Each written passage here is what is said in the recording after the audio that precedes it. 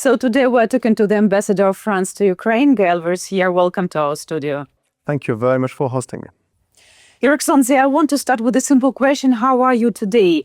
Because tonight, together with Ukrainians, you experience yet another Russian brutal attack on Kyiv. It's a sad day. It was a sad night, and it's also a sad day for Ukraine, and a sad day for us as well, of course, as in solidarity to Ukraine. Tomorrow, of course, the French embassy will lower its flag and its mast as a sign of solidarity. And this morning, we went with the Minister of Foreign Affairs and with Andrei Sybian, with the Minister of Interior, to one of the main sites of the strikes of that night. So it was a very short night, a very difficult night. But of course, we were not stricken. Ukrainian people are the target, and it's what my president called a barbarian act. Russia claims it hit military targets. What did you see? Well, I was there this morning and I saw the place. You know, it's a place where you have normal people living, middle-income people, popular classes living, very normal places like everywhere in Ukraine, everywhere in Kyiv, outside of the center of the city. And the habitation was completely destroyed with a big gap inside it. And it reminded me the same scene, because we have seen that. We have gone through this. And I've been there with my deputy minister for trade, I remember, a few months ago, and in another place, and there were another habitation completely destroyed, and tens of people were killed. And each time, apparently, they were targeting as they say, a military objective. Is difficult to believe that, actually. This attack, the death toll may change, but for now it's known that this attack claimed the lives of 15 people, including 4 children, and left nearly 40 injured. And all this happened amidst the so-called peace process. Taking all of this into account, how France sees this possible peace agreement or ceasefire in the Russian-Ukrainian war, and what could be these stable security guarantees for Ukraine? Well, I think it's very telling about what Russia really wants, because Russian representatives, in particular Mr. Putin, would say that they want peace, but in reality they are increasing war against the military, but also war against civilians, which is illegal. So this is, it demonstrates that they are not really committed to peace. So either they have to change completely course, or we have to, at one point, collectively, the international community, but of course with the US, we have to admit that basically, for the time being, they are not interested in peace. They are the one blocking the peace efforts. And the idea of this bilateral meeting between President Zelensky and President Putin, which was agreed in Washington.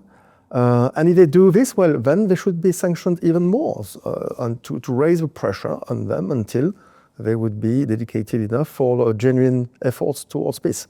I think that this is the framework. So it's important.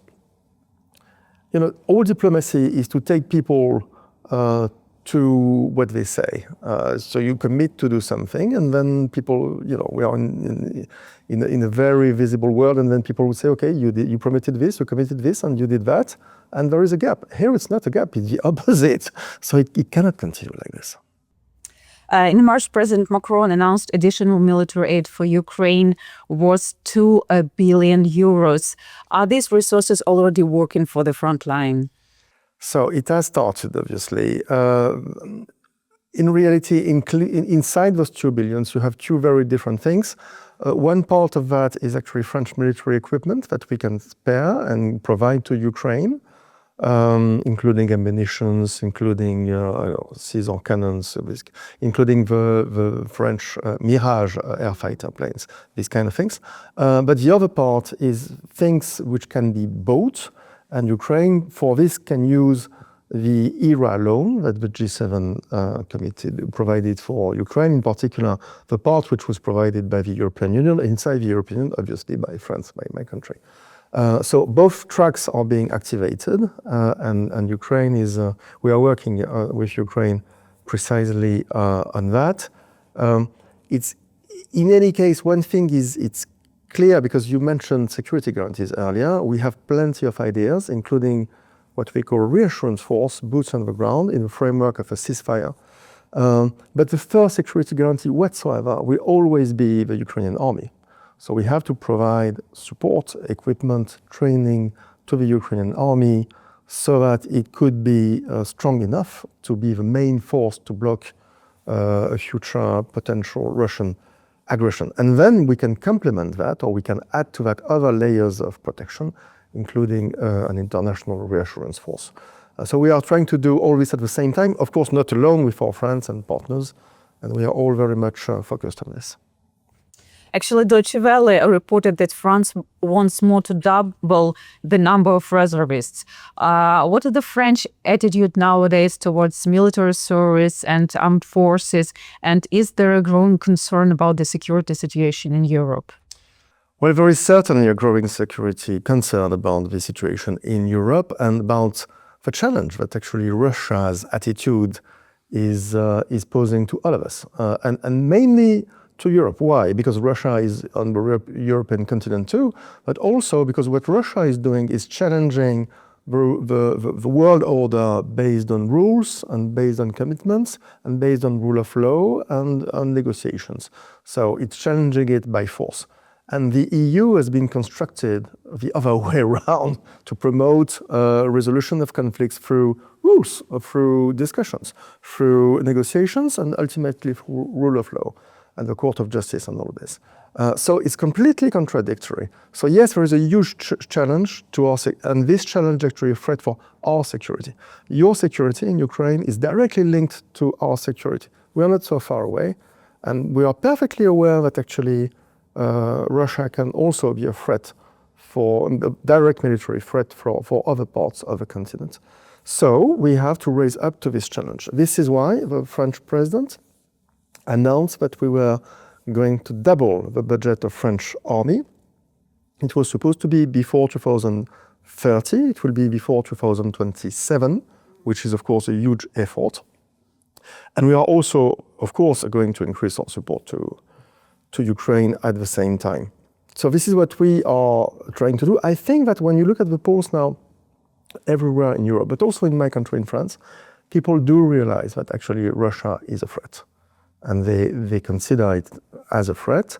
So now we have to be strong enough to take all the consequences of this and to, start equipping ourselves and making much more efforts towards this goal. This is happening in France. Actually, it's happening everywhere in Europe, and it's also happening in the EU. I've been posted in the EU for a long time, some years ago, and at that time, it was not chic to speak about defense or military. It was even considered to be a kind of dirty word. What was really important was to discuss about development. Very important development, but now obviously everybody can see that what the EU really needs is sustainability, but also efforts in defense, and that the EU institutions do have a very important role to play, and they are playing it also on the civilian side, but also on the military. So facility for Ukraine, and all these projects, and now the new SAFE program, which Ukraine can benefit indirectly. So we have to do all this at the same time for Ukraine, but also for ourselves in reality. Actually, just recently, Russian propagandist Margarita Simonyan suggested that Paris should be renamed into Vladimir Onsen, suggesting that it may be occupied. Are these threats heard by French government or by French people?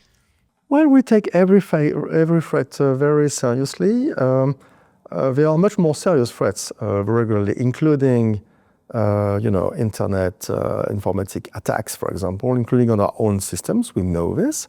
There have been in the past Russian attempts to tamper into our electoral process. We know about this. So yes, we are taking all this very seriously. I think that what is new is that now everybody in Europe is taking this very seriously. We exchange a lot between ourselves, and of course we exchange a lot with Ukraine, because unfortunately for Ukraine, but Ukraine has got this incredible experience of having stood up towards Russia and for 3 years, and nearly 3 years and a half now, and knowing this all by heart. So we are learning also from each other and from the past, but we are very committed in tackling this. Yeah. In June, it was reported that France would launch drone production for the armed forces of Ukraine in Ukraine. Could you elaborate more on this, or is this being kept a secret?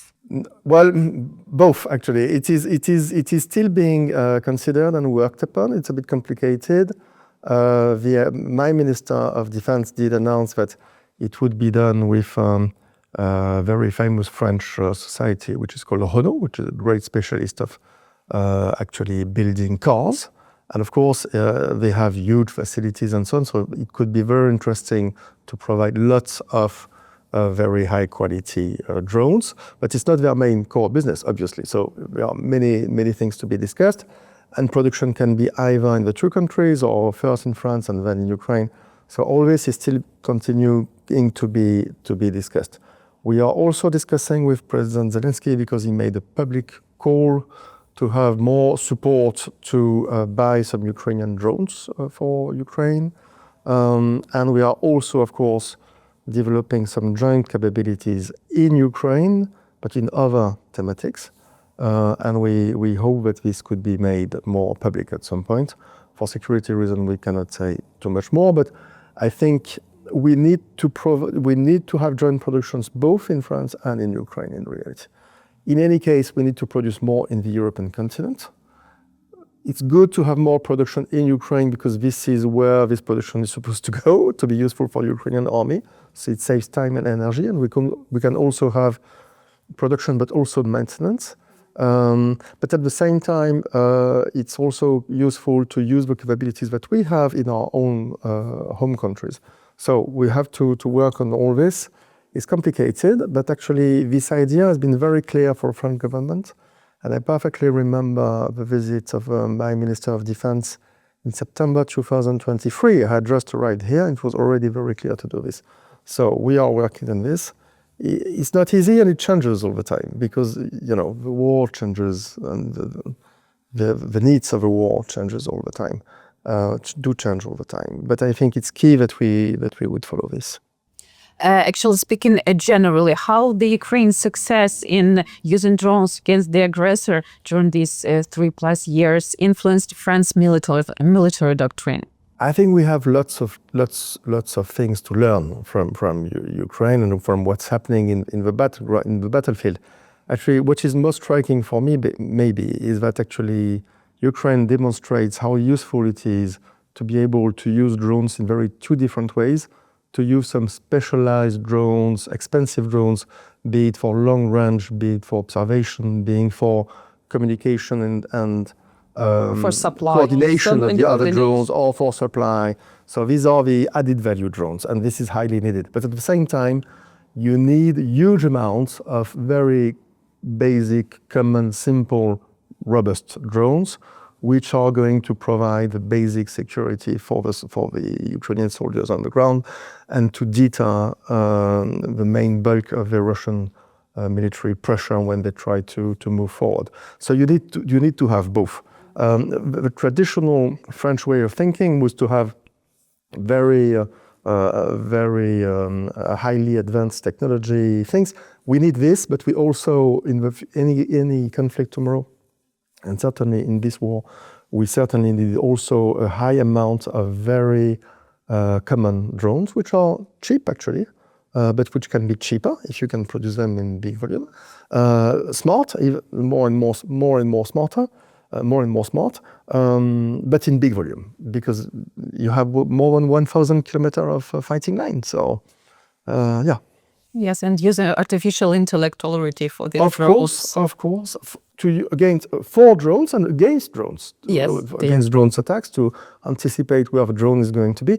And we are very interested by this technology that you have developed of a drone interceptor, for example. The drone against the drones. And of course, artificial intelligence can play an important role in this. Yeah. So yes, there is lots of things to be learned, both from you and from us. And we are happy to participate into that.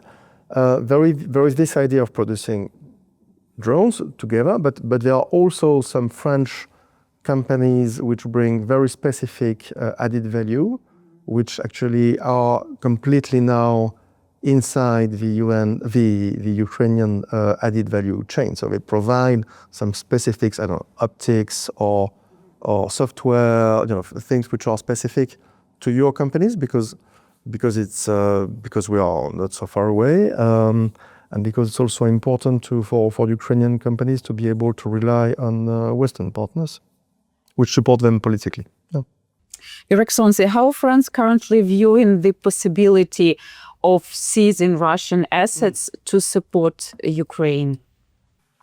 It has been a very long and very intense debate. Actually, there is a very active political debate in France, in my country. At the end of the day, everybody thinks that at one point it will be necessary to use those frozen assets, for Russian frozen assets, for Ukraine. The question is how, the question is when. The question is how, because legally it entails, it can have very difficult consequences, so we have to assess that.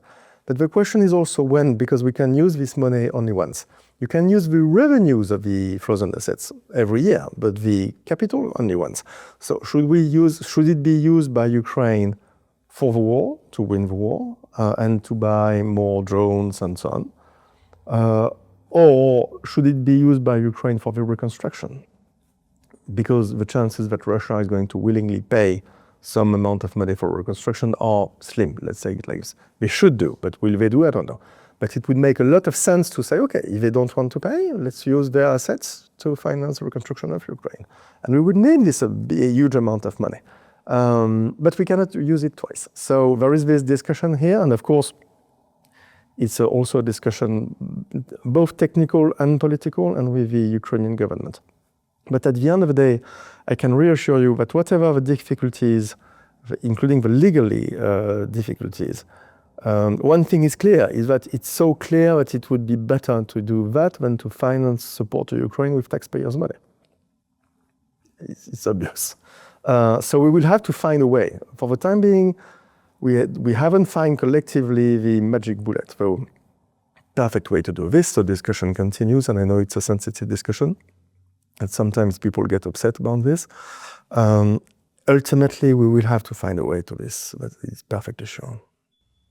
Your Excellency, in one of your interviews, you mentioned that the love story of French writer Balzac and Evelyn Hanska and their marriage in Berdichev was for you one of the pages of the shared history that you hadn't known before, and maybe that was distorted by Russia.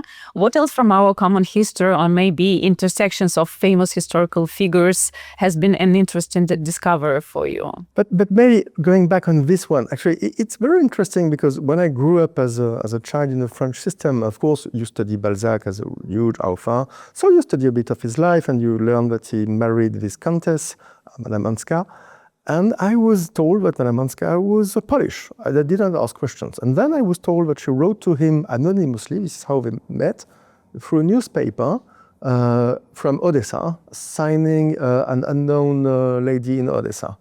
But at that, I was young, so I did not make, okay, Odessa, okay, so how does it go? And you can see that even if politically, yes, this place of Ukraine was legally Poland at that time, it's true, nonetheless, she was Ukrainian. That's the reality. So my point is, I think that part of Ukrainian history has been hidden, occulted, by history and of course by Russia, because there is this idea that everything good, important is Russian. Well, many of some of the best authors in Russian language were Ukrainian actually, but who knows that? Nobody. So this is why I think there is this thing. But then when you look at it, and being posted here, of course, it's interesting, you discover that there are plenty of Ukrainians who have a very fascinating life and who had a very important contribution to our modern day life, including in France.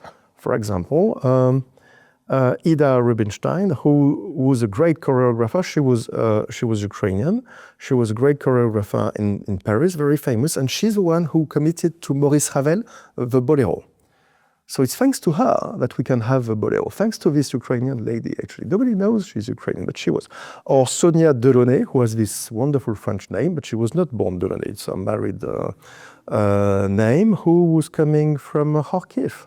And so on and so forth, or from this incredible story of Orlik, who's a Cossack, who had to flee after the defeat of Poltava to Sweden. And then he came to France and he fought for France, and he was a diplomat for France in Constantinople in Poland. So we have all this culture, but most of the time, the most remarkable figures who are Ukrainian, we don't always know they are Ukrainian. And so I think that we, in France, we have to change the way we look at this history. But we also have to reorganize our course, our university courses on how to teach this history, what it is really, and to go a little beyond, somebody speaks Russian, so he's Russian. Because actually it's not true. And somebody spoke Russian, but he spoke also Ukrainian, and nobody knows it. So I think that this is quite telling. Yeah.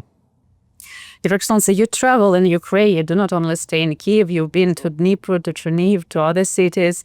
And how does French government, business, or individuals support Ukraine and also help to rebuild some of the infrastructure that was hit by Russia? Thank you. So actually, we're trying to do things in an innovative way. And to do that, we launched mainly two tools. First tool was to enable one of the big French agencies, which is called Agence Française de Développement, which is a development agency, to act not only in developing countries, but also in Ukraine. So they can provide loans, and they can also provide some cash, some money to local authorities. But the even more innovative way, I think, was to create this fund of 200 million euros, which benefited for 19 firms or 19 projects here in Ukraine, not only in Kyiv, but also in Lviv, but also in Kharkiv or in Sumy, in places much more difficult because of the pressure of war, for local projects, of course, with the agreement of the central government, and we finance that. And I think it's a great idea because it's actually project-based. It's everywhere on the territory, not only in Kyiv or not only in the western part of Ukraine. And it starts from the needs expressed by the local authorities, the local people, because they know, do they need energy infrastructures? Do they need water infrastructures? Do they need humanitarian demining assistance?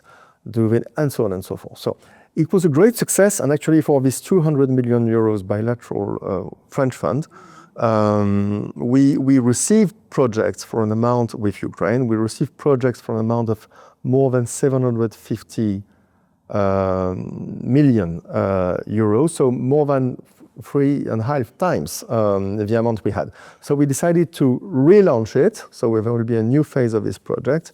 We are working on this with the Ukrainian government, but also with other actors, for example, EBRD, EIB, or big French or Ukrainian companies, people which could actually support this project.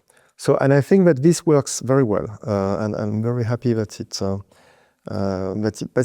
because it demonstrates such an interest from French firms, but they want to be assisted because it's far away, because it's war, because we're afraid, because they don't know exactly how it works. So this framework we created with Ukraine, I think, is very useful. And your general impression of visiting these different cities? I think it's so important to go to local places, to get out of Kyiv, because Ukraine is a huge country. Actually, it's bigger than France. Almost as geographically, yes, slightly bigger. Population is smaller, but the country is slightly bigger. And of course, yes, like in France, I was born in Marseille, very south of France.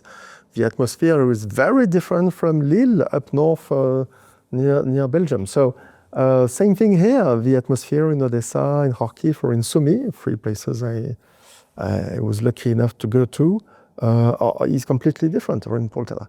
And that's good, actually. That's the wealth of Ukraine, its diversity, and at the same time, it's unity, because there are different ways of being Ukrainian, but it's still being fully, completely Ukrainian. So we admire that a lot, and I think it's very important. It's very important also for an ambassador to encourage people-to-people cooperation, not only states, what the states are doing, but also NGOs, civil societies, little organizations. For example, we have plenty of schools in France or small towns which invite some Ukrainian children for holidays to come to France for 3 weeks, forget about the war. I mean, it's a small thing, but actually it's a very lasting thing, because those kids, most of the time it goes very well, and those kids, they meet with French young girls and boys, they develop friendship, and they discover our country in a completely different way. And in 10 years, 20 years, we'll have plenty of friends with this. I mean, it's a completely win-win. And parents are very happy to know that their children are safe and sound far away from the war. So of course, we have to focus on big things and big political things, but it's also important to spend some time to help these grassroots things to help people collect. I thank you for this interview, and I thank French government and French people for this constant support, which we really appreciate. Thank you very much, and please know that you know it, of course, but you can count on us. France is very steady in its support to Ukraine, being humanitarian, economic, and military, and also political. We will continue to do this, and it's a very strict direction, or very clear direction, that the French president and the French minister have given to all the French system, and so this is a priority for us. Again, there is no security for my country, for France, and there is no security for Europe, there is no security for Ukraine. That's the reality. Thank you very much for having me.